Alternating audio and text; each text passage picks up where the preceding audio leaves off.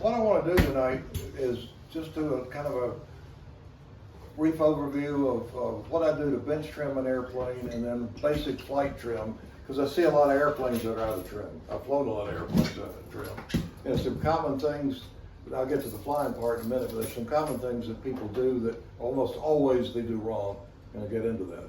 But first I want to talk about basic trimming on the bench. Now, I'm assuming that you've got an airplane that the flaps and elevators are lined up and the instruments and the stabilizer and the wing are right, because if you got those problems, there's nothing else you can really do to fix it much. Or a few things, but not much. And the most basic thing of all to trim is starting CG.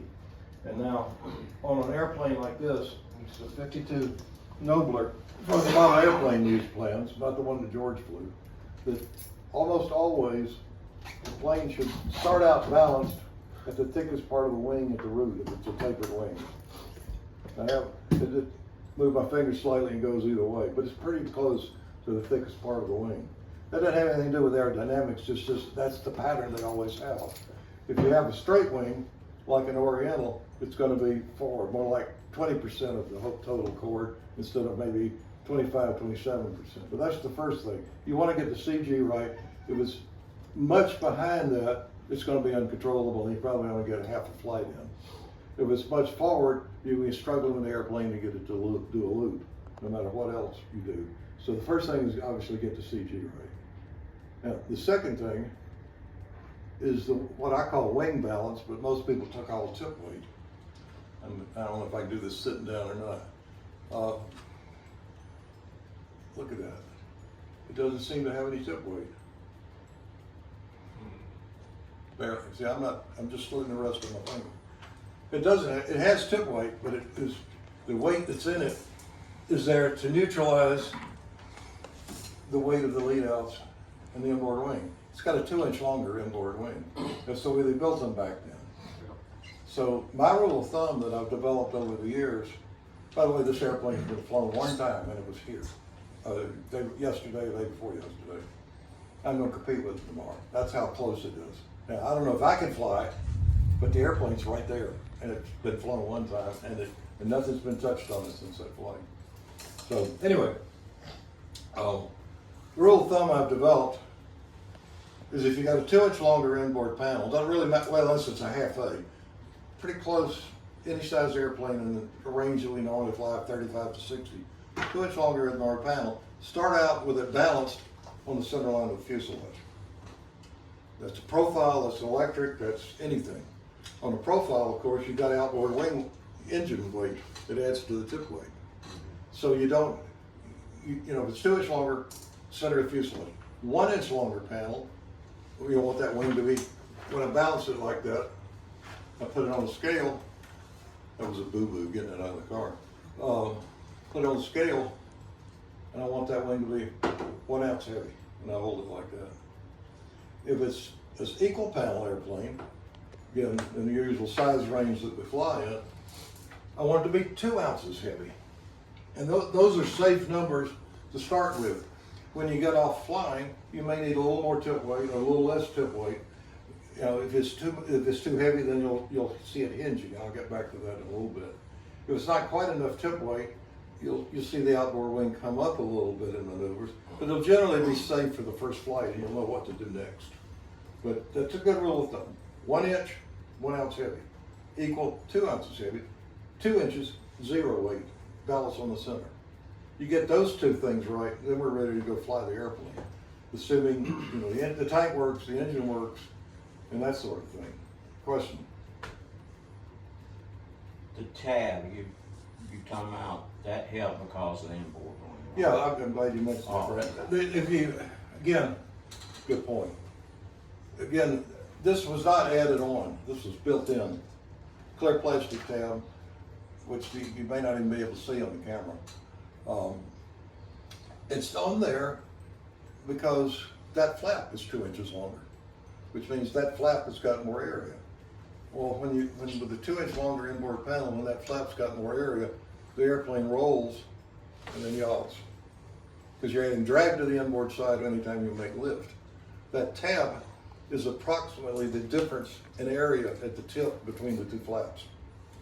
Do you calculate that to get how long you want that tab and how wide? If you take the 2 inches and the width of the flap, the 2-inch difference, split it in half, that's the size of the tab. Okay, It's just simple calculation. yeah, that, okay. I didn't think. And you can make it bigger, trim it back, it's hard to add stuff.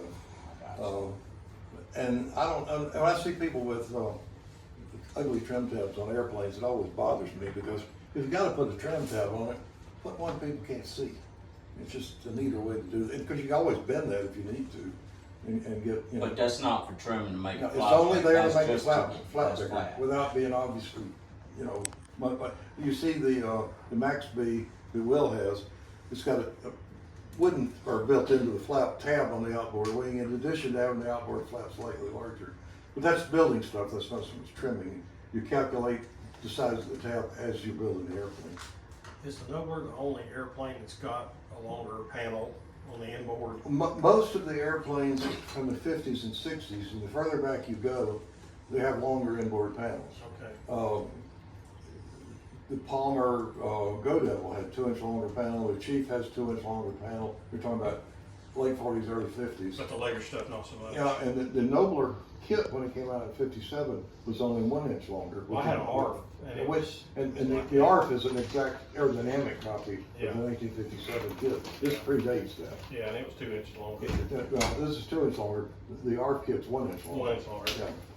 And of course, they build in the weight there, but the amount of weight you need to get to 1 ounce heavy, it may be half an ounce, it may be 1.5 ounces, depending on how heavy your lead offs are in the wood, and it's on different sides of the wing, and that sort of thing. That was a common thing back in the 50s. Yeah, because, you know, they knew something about lift, they didn't know something about drag, Well, the inboard wings obviously traveling slower than the outboard. but not enough to matter. Okay. Because yeah, it's gonna make lift, and anytime you make lift, you make drag. Okay. Speaking of drag, one other thing, this airplane, going back to George, I think George was the one that came up with this. It's got an airfoil fin, it's not really a rudder, it's vertical stabilized. Airfoil on the inboard side, so it lifts the tail in and the nose out. I have people ask me, how much rudder offset do I need? You don't need any. But people assume way back, you need to have the thing canted at 30 degrees. Well, when you cant the rudder 30 degrees, all it does is slow the airplane down. And a rudder is a trim function, not a control function. If you're a full-scale pilot, you know this. Because you only use the rudder primarily in crosswinds or take it off under full power to correct for the engine want to pull it to one side or the other, depending on which way it turns. But the rudder is there, the vertical stabilizer, which is really what it is there to keep the airplane from wandering around. And you use the rudder in a full-scale airplane to make sure it stays headed to the direction you want. But you don't use it as a turn. You turn by tilting the wings. And that's what tip weight does. It either tilts the wings in the direction we want it to go, or keeps it from tilting inward so it flies at you. Because in a full-scale airplane or any airplane, the turn is made by then lifting around the turn. And so if the wings are tilted inboard, they're going to lift at you.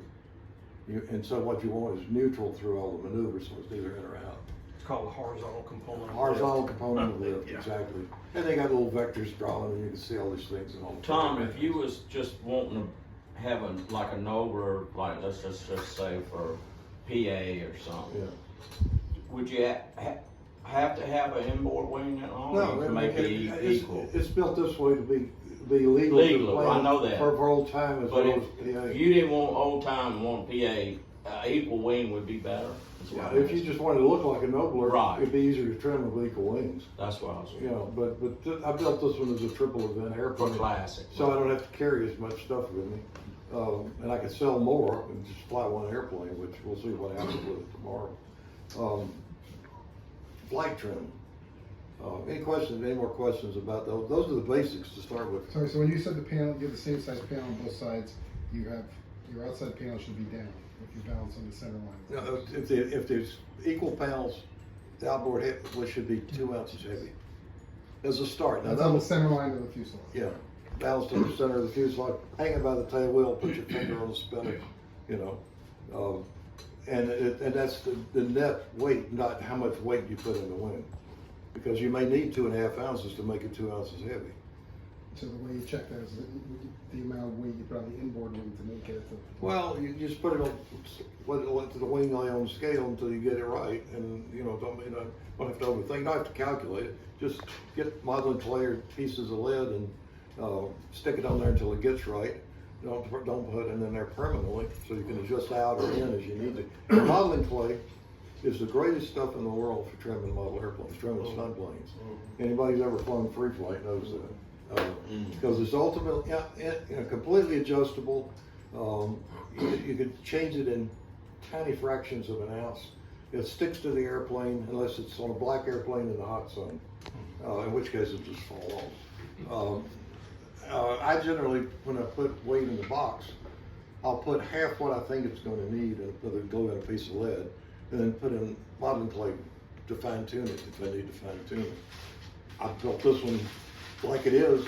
I haven't taken the lid off the box yet, because the one flight I flew, the airplane seemed fine everywhere I wanted it, and I'll need to adjust it at this point. Brett? Lead outs. How go forward or back when you got yours at a set place?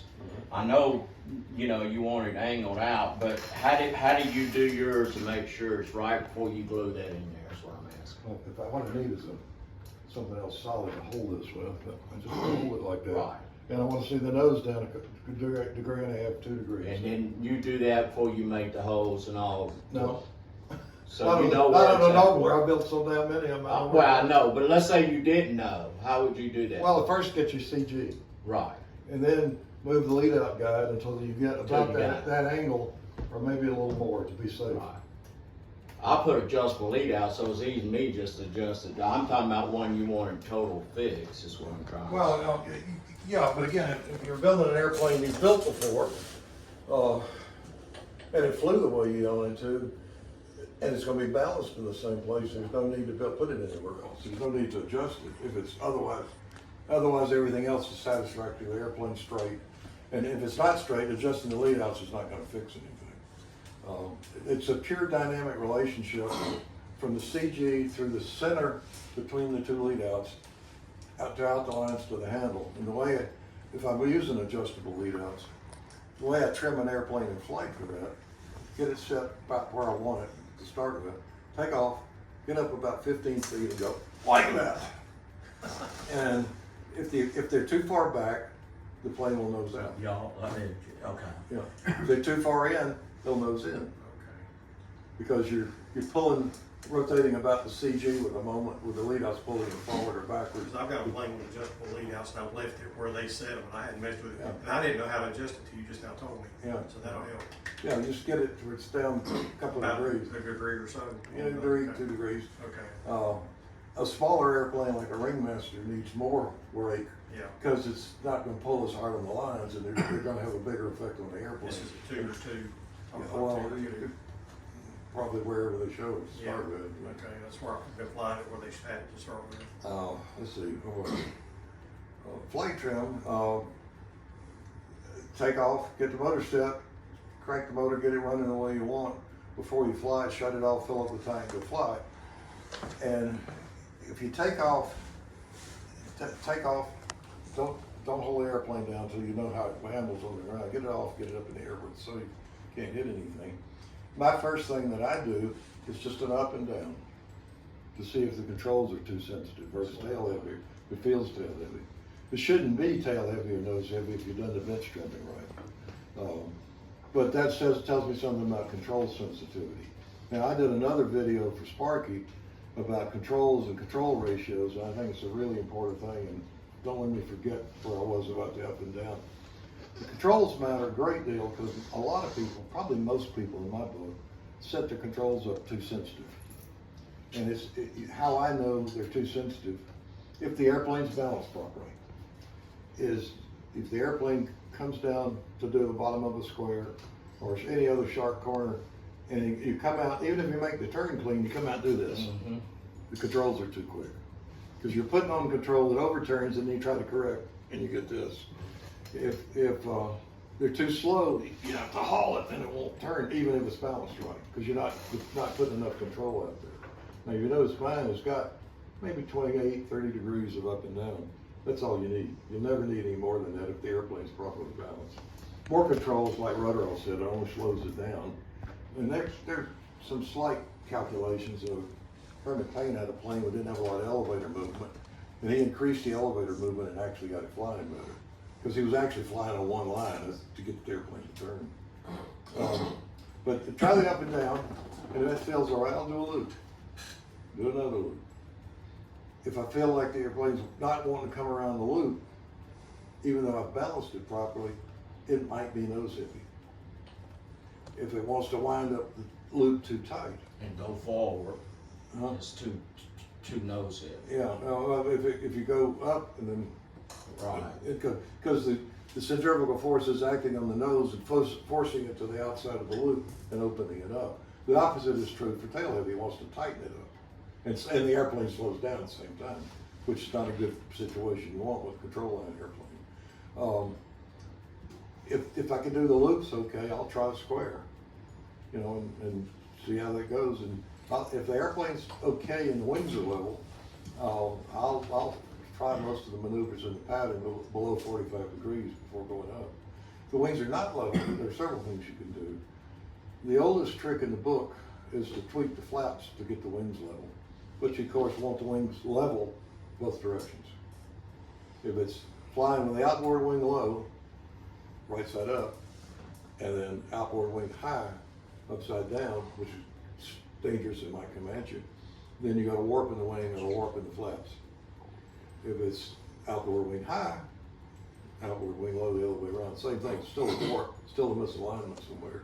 It's not enough tip weight. If it's both ways, it's not enough tip weight. If it's up a little more one way and not the other, and not the other, but the middle point is still up or still down, then you got to twist and you got to tip weight. So you have to isolate which one you're going to work on first.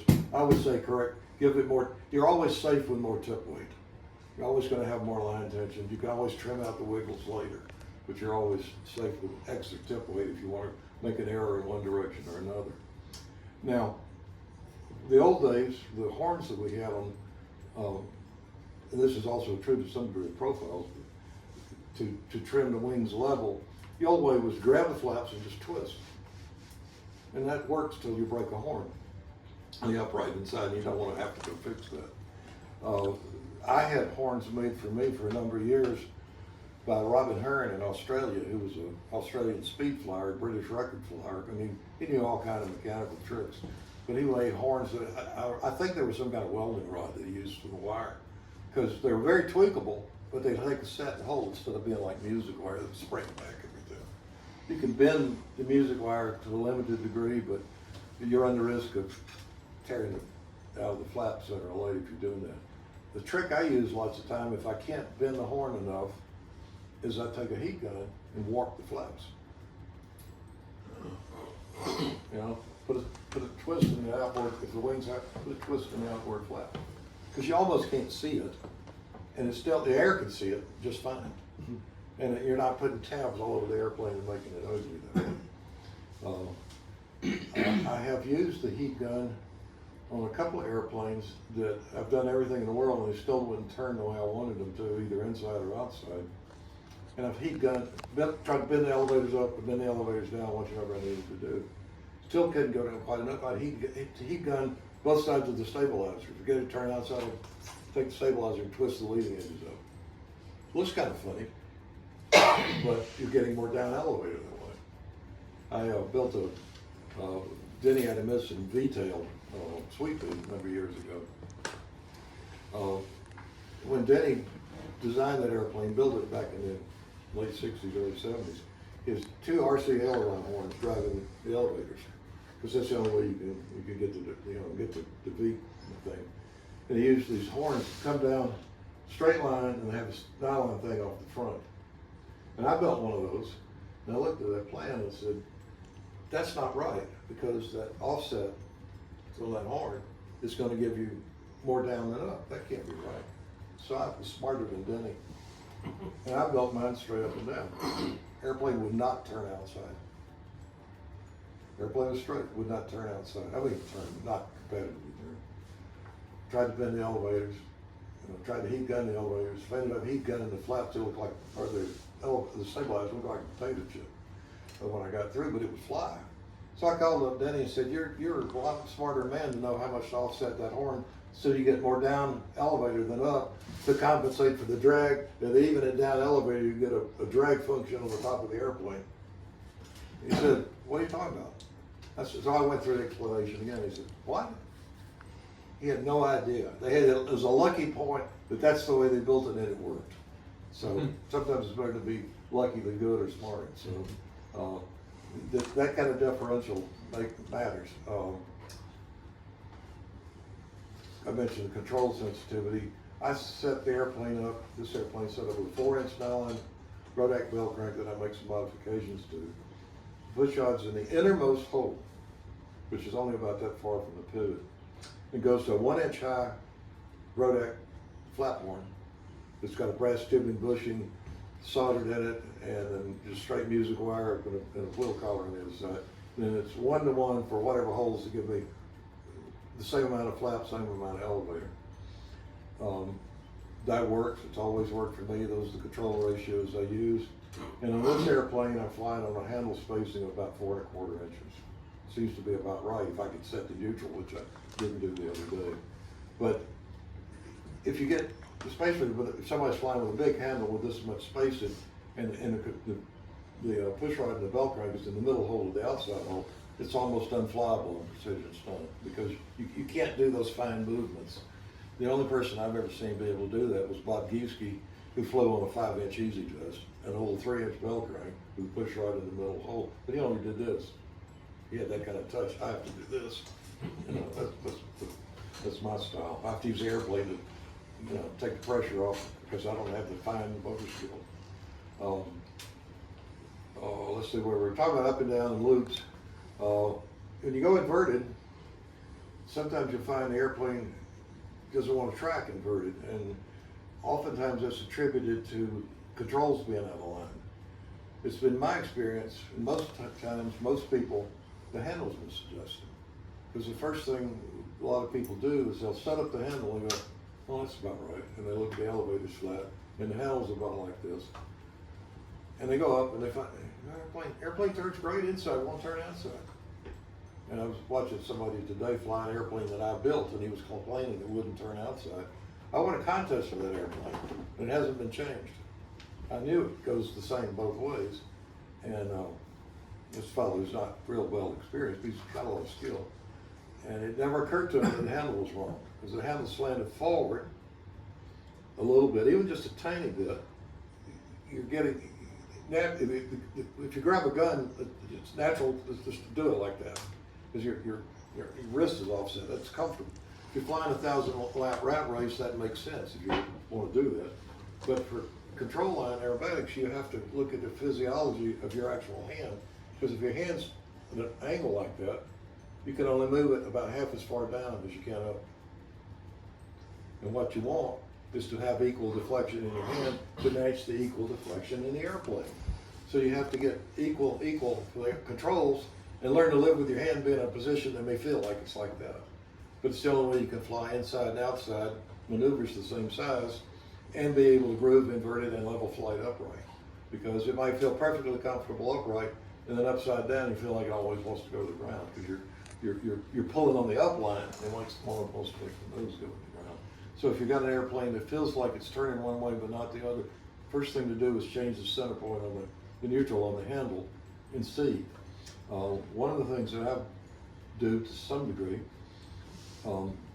if I think the airplane is the airplane, not the handle, I'll try the handle first because that's easy to adjust. Is I'll do a wing over and push the handle at the airplane at the top of the wing over. Because if it's the airplane's out of line, now that's semi-untethered, it'll go to whichever way, if it's out of line to go up, it'll go up a little bit. Of course, it's only there for a fraction of a second, but you'll catch it. Or if it's the other way around, it'll go down, and when you catch the line, you get it tight again. And I'm not really loosening it, I'm just taking the pressure off, so it tends to go its own way. It's like a steering wheel in your car. If you got it out of alignment, it'll start to drift if you take your hands off it, which you can hold it straight, of course. Same principle, is take the neutralizing pressure off and see what it does. And then you gotta adjust the airplane if it's not the handle, but you have to take the handle out of the system to know whether it's the airplane or not. Isn't it kind of a rule of thumb to have your handle vertical? Well, but it's sometimes, saying it's vertical is true, but it's, for most people, when they have it vertical, it feels like it's leaning backwards. Yeah. And you have to get used to it. You know, unless you're one of those guys that flies with the handle backwards, like Bob Palmer did, or a few guys I see with the handle this way. But, you know, and a lot of guys learned to fly years and years ago. Lions came out and picked up the handle, that's the way they flew. You know, they never thought about turning it. Bob Palmer flew with his handle backwards to us, because that's what he did. He went out and picked up the handle, and that's how he learned to fly. And this was up, or this was up. Of course, he didn't have any fingers either, so, you know, that he did what he did was amazing in its own right. But taking the pressure off the lines, find if the airplane's neutral or not. If the airplane goes straight, then you probably got the handle problem. A lot of people will to bias and they handle one line or the other to get it to turn. I go back and I say, if you've got one line space further than the other, you've probably not set the neutral in the right place. You can't feel neutral on the ground. You have to set it so you can get it off, apply the maneuvers, and then keep tweaking like a 1/16 of an inch at a time difference until it gets where you want it. And then all of a sudden it's like, why didn't I do that before? It just falls into place and you know it's right.